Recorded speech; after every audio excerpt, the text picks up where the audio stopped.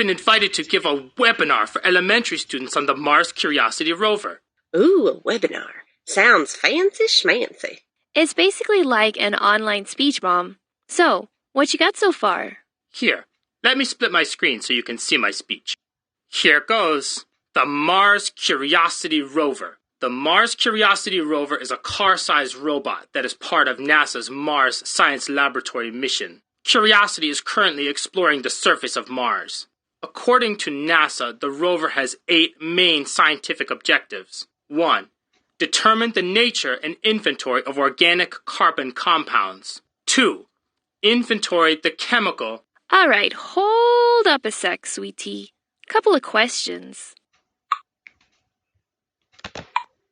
First off, who's your target audience again? What? Target? I'm not trying to shoot anything. I'm giving a speech, dude. No, sweetie. Your target audience is the specific group of people whom you are aiming your presentation at. In other words, who will be listening to your speech. Oh, okay. Well, the speech is supposed to be for elementary school kiddos. Okay, one more thing. What are the main reasons you're giving this speech? Like, what are you trying to accomplish? Dude, who would have thought giving a speech could be so complicated? I guess my main reasons for giving the speech are, to explain what the Mars Curiosity rover is, and to convince people that this mission is really important to space exploration. Yeah. Now we're talking, hun. You know who your speech is for and why you are giving it. That should help you figure out what to put in the speech. The words you use in your speech and how you deliver those words should be geared toward your target audience and your reasons for writing the speech. Okay, so how do I do that? It might help to think about the tone of your speech. Good point, hun. The tone is the author or speaker's attitude toward a topic. In this case, the Mars Curiosity rover. When you give a speech, you can think about tone in 2 ways. First, think about the words themselves. Do they express how you feel about the topic? Plus, there's your tone of voice when you deliver the words. How you say the words will also show how you feel about your topic.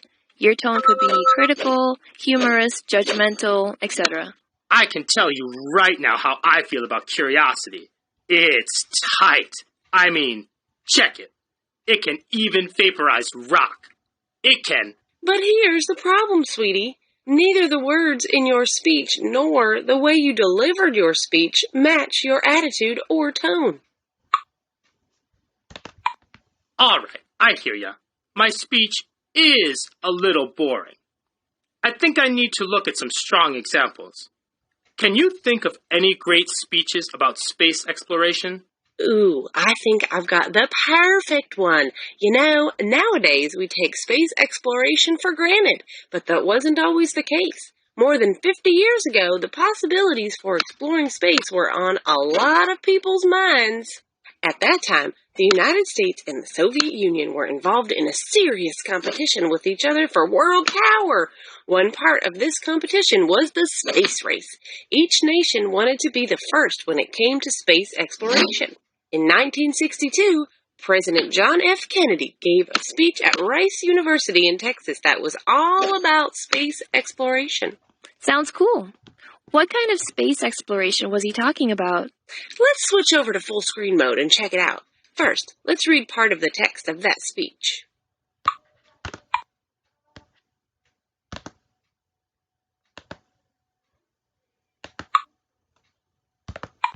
Whoa! Just from the words of President Kennedy's speech, I can tell that space exploration meant a lot to him. Yeah, think about it, sweetie. You're giving a speech about exploring a distant planet, Mars. But this speech was about just getting to the moon. Well, back then, just getting to the moon was considered an unbelievable goal. In fact, many Americans thought it wasn't worth the expense and effort to go there. President Kennedy hoped to change people's minds. I get it. President Kennedy's purpose, or main reason for writing this speech, was to persuade American citizens to support the nation's efforts to reach the moon. Nice. Let's see what else we can tell from reading his speech. President Kennedy's words express a particular point of view or position on space exploration. What was President Kennedy's position on space exploration? Many details in the speech that show how President Kennedy felt about space exploration. For example, look at the first sentence of paragraph 1 of the speech excerpt. In this sentence, President Kennedy talks about the nation's history of leadership in science and industry. Why did the president include this statement? You know, even though I couldn't really hear President Kennedy's voice, there were definitely some spots where his words made the tone ring out loud and clear. Reread the last paragraph of the speech excerpt. Which word best describes President Kennedy's attitude toward going to the moon?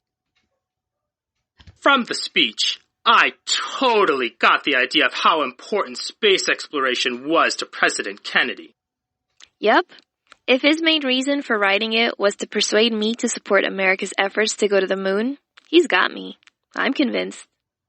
Yeah, but I still have some questions. Like, what was the competition between the U.S. and the USSR, or Soviet Union, all about? Me too. I was wondering, what big things in space had already happened at the time of this speech? Those are some good questions, darlings. Lucky for you, there's a multimedia presentation here that goes along with President Kennedy's speech. So, what's included in this multimedia presentation? First, there's an interactive timeline of some very important events leading up to President Kennedy's speech. Click on the graphic link to check it out.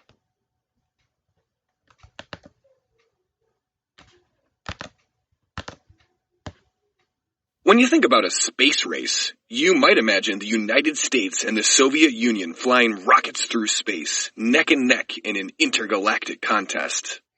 But that wasn't exactly how it happened. The space race was much more about a competition of firsts between the US and USSR. This was a serious race between two world powers. Click on a spot on the timeline to see what happened on that date.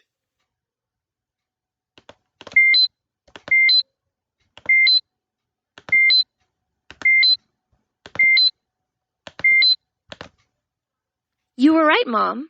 The interactive timeline did clear up some things in President Kennedy's speech. Let's see if you were paying attention, or if you spaced out. In the first sentence of paragraph 2 of the speech excerpt, President Kennedy wrote, "We intend to be first." Based on the timeline, what was he referring to? Click here to switch back and forth between the text of the speech and the timeline if needed. I liked the interactive timeline because it displayed some images that made the ideas in President Kennedy's speech clearer. It really helped me visualize his words. Plus, the narrator provided more details about some of the things Kennedy mentioned in his speech. Which statement from the speech is further explained by an image in the timeline? The interactive timeline was sweet, and it did help me better understand some parts of the speech. But it also had a different focus than the speech. How does the timeline portray the topic of space exploration differently than President Kennedy's speech? Hey Ma, what else is included in this multimedia presentation of President Kennedy's speech besides the interactive timeline? Oh, this is exciting. There's also a video of President Kennedy's delivering his speech at Rice University. All right, let's do this thing. Click play to watch President Kennedy's speech. Powerful watching and listening to a speech can be. I've got goosebumps. Totally. Seeing and hearing the speech really showed me how strongly President Kennedy cared about space exploration. Plus, the video really gets across his reason for writing the speech, which we talked about earlier. Yeah. How did his words have so much meaning? Let's take a look.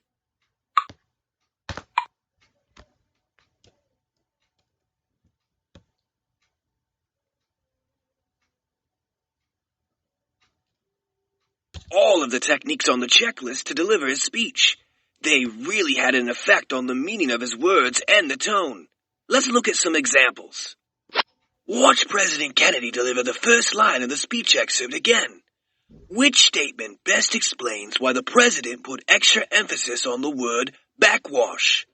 Click here to switch back and forth between the text and the video. And if you want to look at our checklist again, click here. Watch President Kennedy deliver the first sentence of paragraph 2 of the speech excerpt again. The president changed the volume of his voice while delivering this sentence. What impact does this technique have on the tone of the sentence? President Kennedy definitely knew his target audience. Which of these statements from paragraph 3 of the speech excerpt is the best example of Kennedy trying to connect to his audience? Watch President Kennedy deliver the final paragraph of the speech excerpt again. Which technique did Kennedy use to add meaning to his words?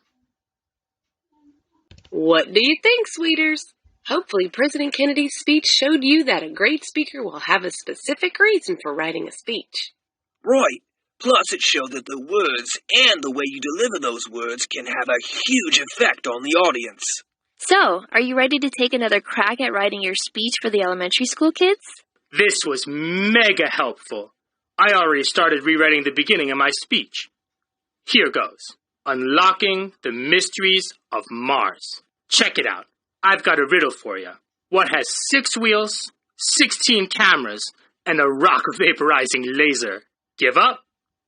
It's the Mars Curiosity rover, a high-tech robot that's exploring the red planet.